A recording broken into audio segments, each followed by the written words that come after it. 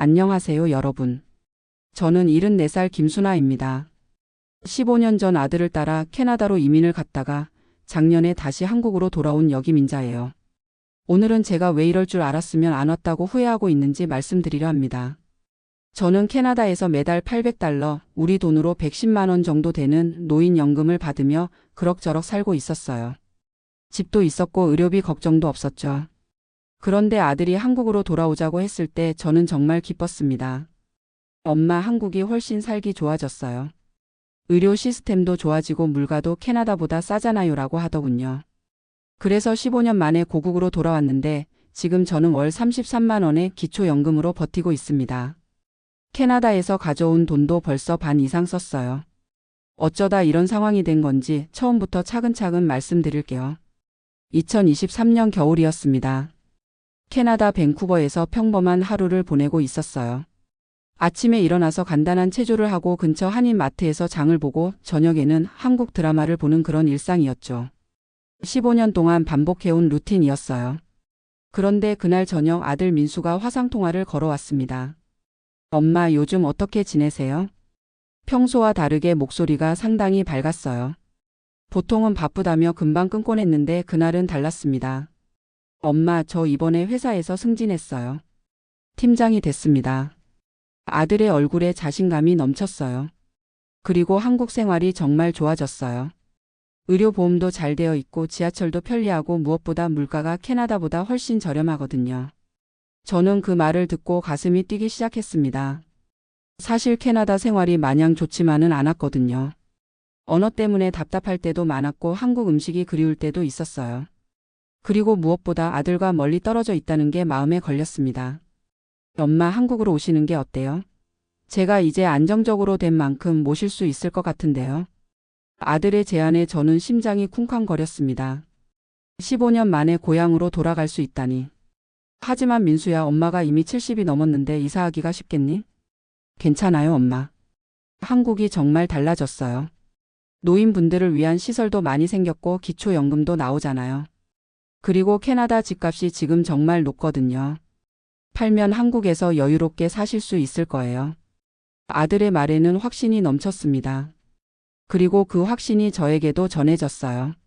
정말 그럴까? 한국으로 돌아가도 될까? 그날 밤 저는 잠을 이루지 못했습니다. 창밖으로 보이는 밴쿠버의 야경을 바라보면서 생각에 잠겼어요. 15년 전 아들을 따라 이곳에 온 것도 쉬운 결정이 아니었는데 이제 또 다시 돌아간다고? 하지만 아들의 말이 계속 머릿속을 맴돌았습니다. 한국 물가가 캐나다보다 저렴하다, 의료 시스템이 좋아졌다, 기초연금도 받을 수 있다. 그리고 무엇보다 아들과 함께 살 수 있다는 것이 가장 큰 유혹이었어요. 며칠 후 저는 아들에게 전화를 걸었습니다. 민수야, 엄마가 한번 생각해봤는데 정말 괜찮을까? 물론이죠, 엄마. 제가 다 알아봤어요. 엄마 나이에 받을 수 있는 혜택들도 많고 생활비도 지금보다 훨씬 절약할 수 있을 거예요. 아들의 목소리에서 자신감이 느껴졌습니다. 그 자신감이 저를 안심시켰어요. 그럼 집은 어떻게 하지? 이 집을 팔아야 하는 건가? 네, 엄마. 지금 밴쿠버 집값이 정말 좋거든요. 팔면 한국에서 전세도 살고 여유자금도 남을 거예요. 그렇게 저의 역이민 계획이 시작되었습니다. 하지만 그때는 몰랐어요. 아들의 자신 넘치는 말 뒤에 숨겨진 현실을, 그리고 제가 곧 마주하게 될 충격적인 진실을 말이에요. 다음 주 저는 부동산 중개인을 만났습니다. 김할머니, 정말 좋은 타이밍이에요. 지금 시장이 아주 뜨겁거든요. 중개인의 말에 저는 기대감이 높아졌습니다. 얼마 정도 받을 수 있을까요? 이 정도 면적의 이 위치면. $65만 받으실 수 있을 것 같은데요. $65만. 우리 돈으로 8억 5천만 원 정도였습니다. 15년 전에 $35만 산 집이었는데 정말 많이 올랐더군요. 하지만 빨리 결정하시는 게 좋을 것 같아요. 시장 상황이 언제 바뀔지 모르거든요. 중개인의 재촉에 저는 조급해졌습니다.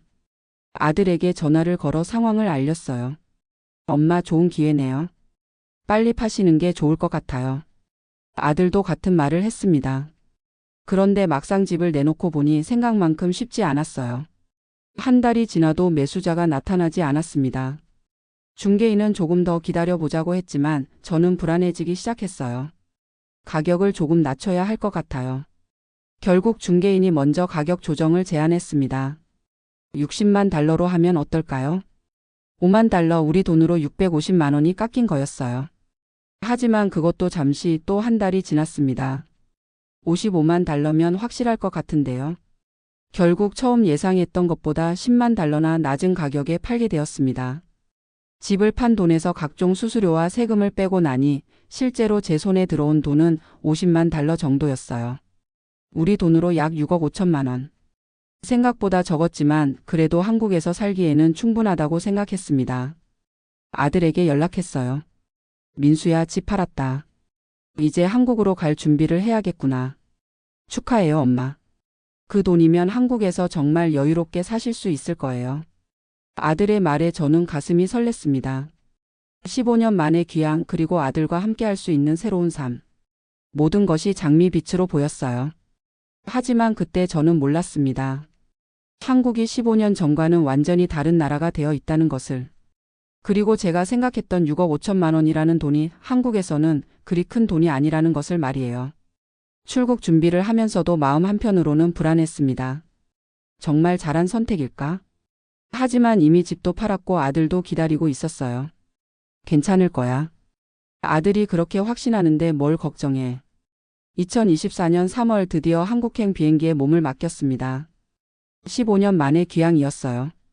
인천공항에 도착했을 때의 그 감정을 지금도 잊을 수 없습니다. 어머니. 아들이 마중 나와 있었어요. 15년 사이에 많이 변한 모습이었지만 여전히 제 아들이었습니다. 엄마, 고생 많으셨어요. 이제 한국에서 편하게 지내세요. 공항에서 나오면서 본 한국의 모습은 정말 달라져 있었어요. 고속도로도 넓어졌고 건물들도 더 높아졌고 모든 것이 현대적으로 바뀌어 있었습니다. 우와, 정말 많이 변했구나. 그죠? 엄마가 없는 사이에 한국이 정말 발전했어요. 아들이 데려간 곳은 서울 외곽의 신도시였습니다. 여기가 엄마가 살 집이에요. 전세로 구했는데 정말 좋죠? 아파트는 깔끔하고 현대적이었어요. 하지만 뭔가 이상했습니다. 민수야, 전세금이 얼마나 들어간 거니?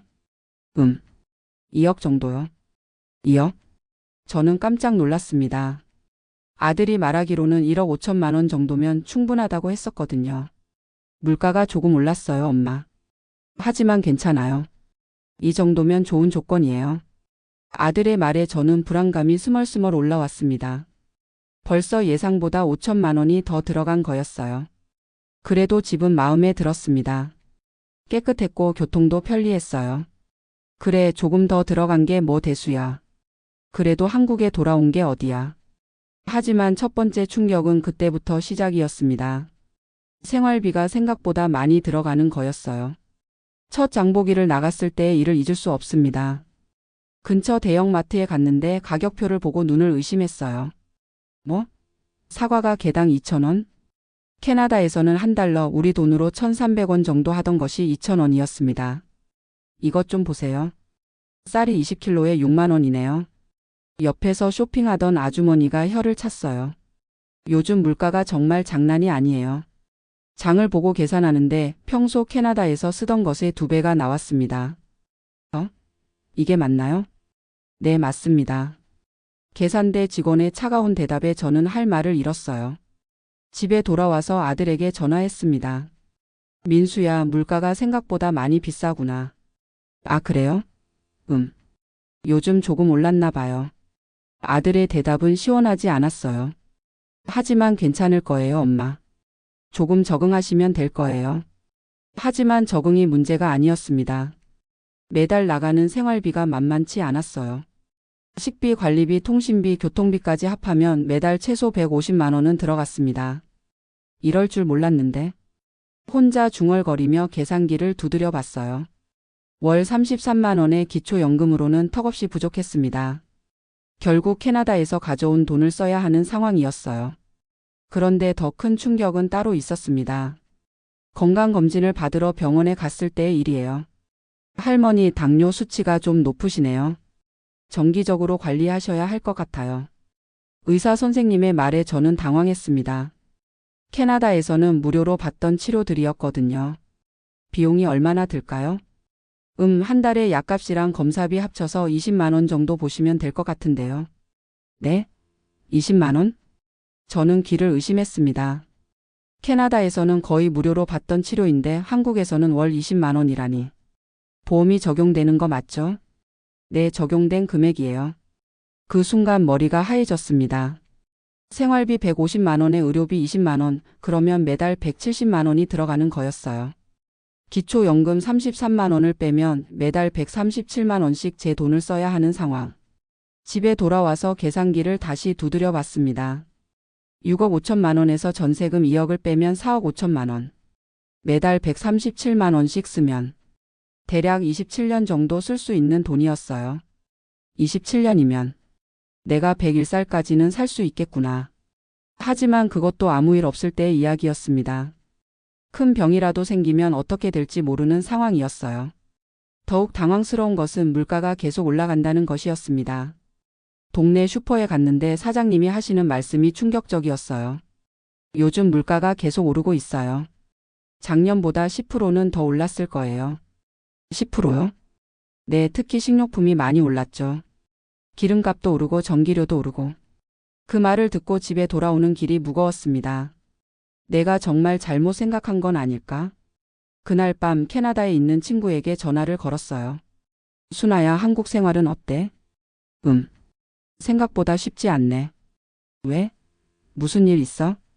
친구에게 상황을 설명했더니 한숨을 쉬더군요. 아이고 순아야. 나도 들었어. 요즘 한국 물가가 정말 많이 올랐다고. 특히 서울은 더 심하다던데. 그래? 나는 몰랐네. 그래도 이미 간 거 적응해 보는 수밖에 없지 뭐.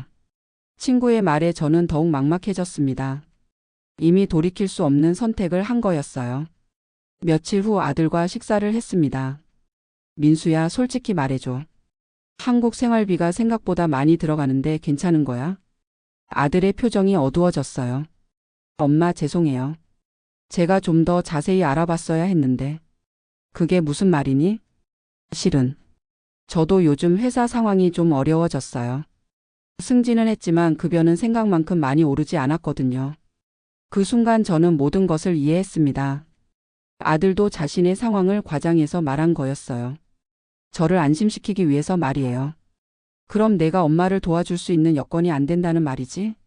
지금 당장은 어려울 것 같아요. 하지만 조금만 기다려 주시면. 아들의 목소리가 작아졌습니다. 그때서야 현실이 보였어요. 아들의 도움 없이 혼자 해결해야 하는 상황. 그리고 생각보다 훨씬 높은 한국의 생활비. 캐나다에서 받던 안정적인 연금도 이제 없어진 상황. 내가 정말 어리석은 선택을 한 것 같구나. 그날 밤 혼자 앉아서 지난 1년을 돌아봤습니다. 캐나다에서의 안정된 생활을 포기하고 불확실한 미래를 선택한 제 자신이 원망스러웠어요. 하지만 이미 엎질러진 물이었습니다. 캐나다로 다시 돌아가자니 집도 팔았고 연금 수급 자격도 잃어버린 상태였어요. 그렇다고 한국에서 계속 현재와 같은 수준으로 살자니 돈이 부족한 상황. 어떻게 해야 하지? 며칠을 고민하다가 저는 현실적인 선택을 하기로 했습니다. 생활비를 줄이는 것이었어요. 먼저 집을 옮겼습니다. 2억짜리 전세에서 1억 5천만 원짜리로 이사했어요. 조금 작아졌지만 그래도 살만했습니다. 5천만 원을 절약한 셈이죠. 그 다음은 생활 패턴을 바꿨어요. 마트 대신 전통시장에서 장을 보기 시작했습니다. 조금 불편하지만 20% 정도는 절약할 수 있었어요. 병원비도 줄여야 했어요. 정기검진 횟수를 줄이고 약도 꼭 필요한 것만 먹기로 했습니다. 건강이 걱정되긴 했지만 어쩔 수 없는 선택이었어요. 그리고 가장 큰 결정을 했습니다. 일을 시작하기로 한 거예요. 74살의 나이에 말이죠. 할머니 나이에 일자리가 있을까? 처음엔 막막했습니다. 하지만 동네를 돌아다니며 알아보니 의외로 기회가 있더군요. 근처 마트에서 카트 정리하는 일을 구했어요. 하루 4시간 주 5일 근무로 월 80만 원을 받을 수 있었습니다. 할머니 힘들지 않으세요? 마트 직원이 걱정스럽게 물어봤어요. 괜찮아요. 집에만 있으니까 더 답답하더라고요. 처음에는 정말 힘들었습니다. 하루 종일 서 있어야 하고 무거운 카트를 밀어야 했어요. 집에 돌아오면 다리가 아파서 잠을 이루기 어려웠죠. 하지만 점차 적응되었습니다. 그리고 무엇보다 사람들과 이야기할 수 있어서 좋았어요. 안녕하세요, 할머니. 오늘도 고생 많으세요. 단골 손님들이 인사를 건네주며 마음이 따뜻해졌습니다.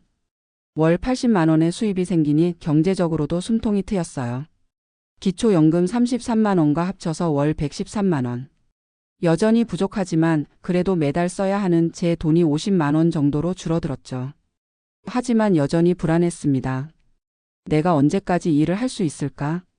몸이 아픈 날이면 특히 그런 생각이 들었어요. 어느 날 같이 일하는 60대 언니가 말했어요. 순아 씨, 우리 나이에 일할 수 있는 게 어디야? 감사하게 생각해요. 맞긴 하지만 몸이 버틸지 걱정돼요.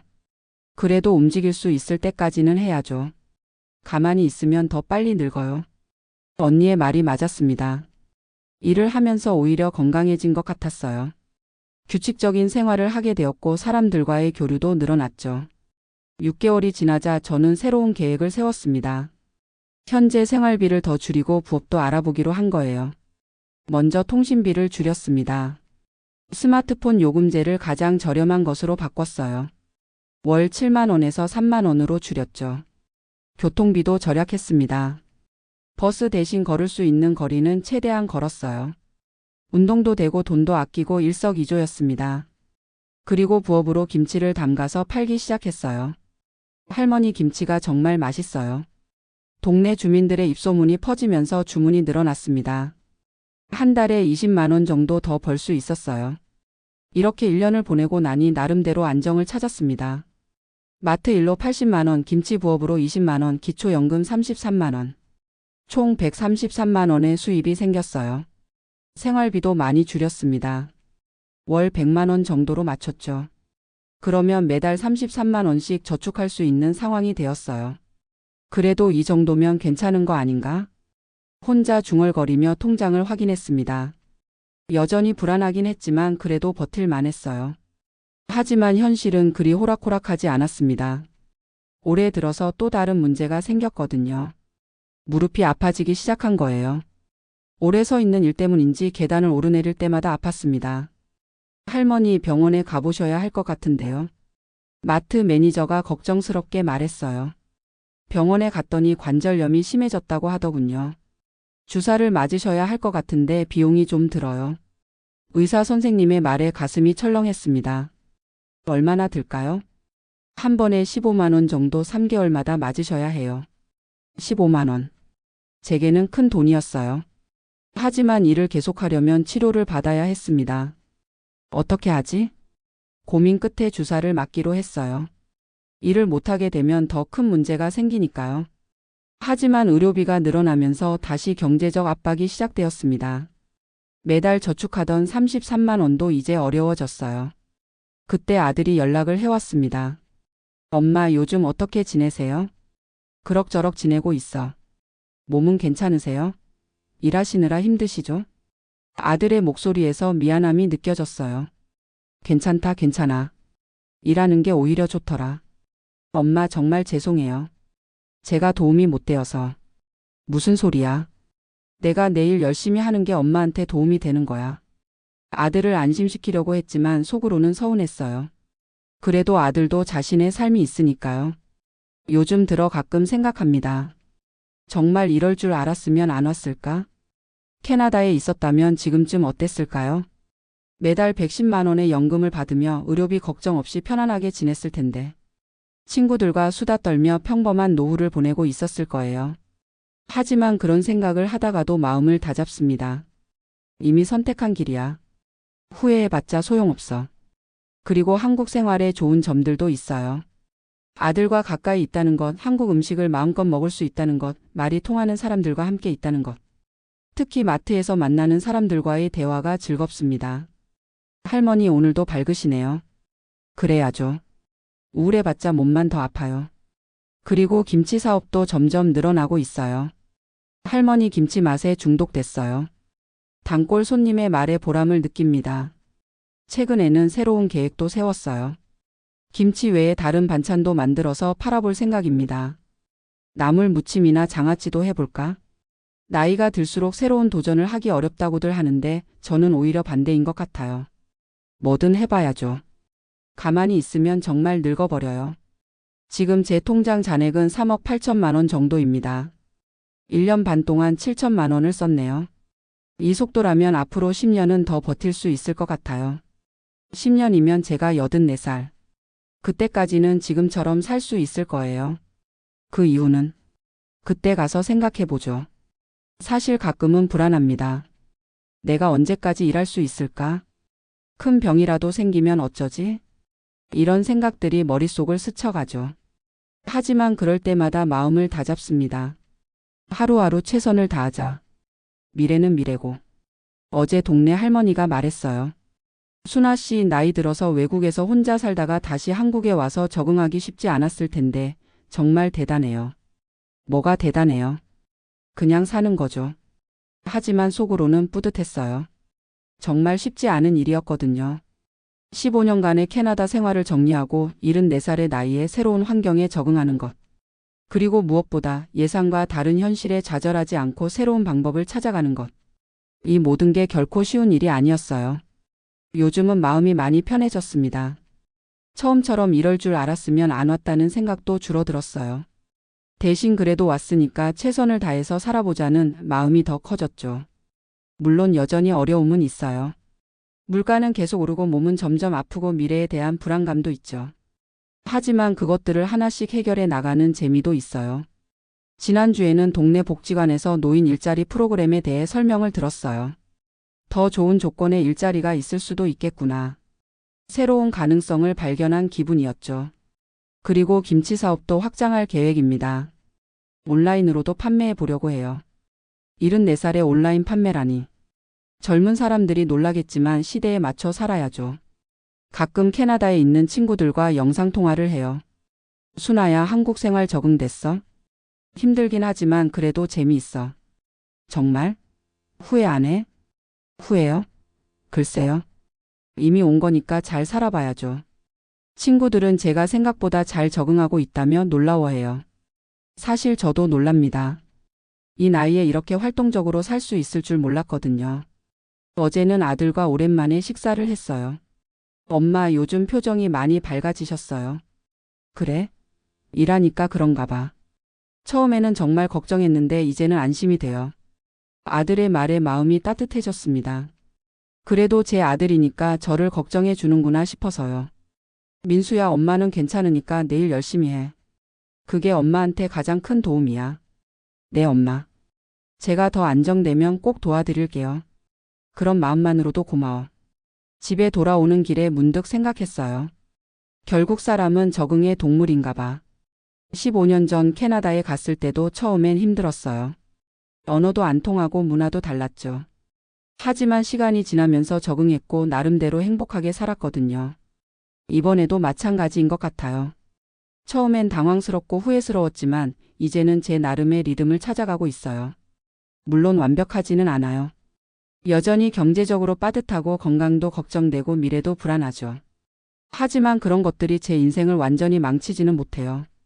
오히려 이런 어려움들 때문에 더 열심히 살게 되는 것 같아요. 편안했던 캐나다에서는 그냥 시간만 보내고 있었는데 지금은 매일이 바쁘고 활기차거든요. 마트에서 일하고 집에 와서 김치 담그고 주문받고 배달하고. 하루가 어떻게 가는지 모를 정도로 바빠요. 하지만 그 바쁨이 싫지 않아요. 74살에 이렇게 열심히 살 수 있구나. 스스로에게 감탄할 때도 있어요. 요즘 제 좌우명이 하나 생겼어요. 나이는 숫자일 뿐이다. 정말 그런 것 같아요. 마음만 젊으면 뭐든 할 수 있어요. 그래서 여러분께 말씀드리고 싶어요. 저처럼 어려운 선택을 하게 되더라도 너무 절망하지 마세요. 사람은 생각보다 강하고 적응력도 뛰어나거든요. 물론 쉽지 않아요. 저도 아직 완전히 안정된 건 아니에요. 언제 어떤 일이 생길지 모르죠. 하지만 그래도 하루하루 최선을 다하며 살아가고 있어요. 그리고 그런 제 모습이 나쁘지 않다고 생각해요. 이럴 줄 알았으면 안 왔죠라고 말했지만 지금은 조금 다른 생각이에요. 와서 후회도 해봤지만 그래도 최선을 다해 살아보자. 이게 제 솔직한 마음입니다. 74살 할머니의 역이민 도전기였습니다. 긴 이야기 들어주셔서 고맙습니다.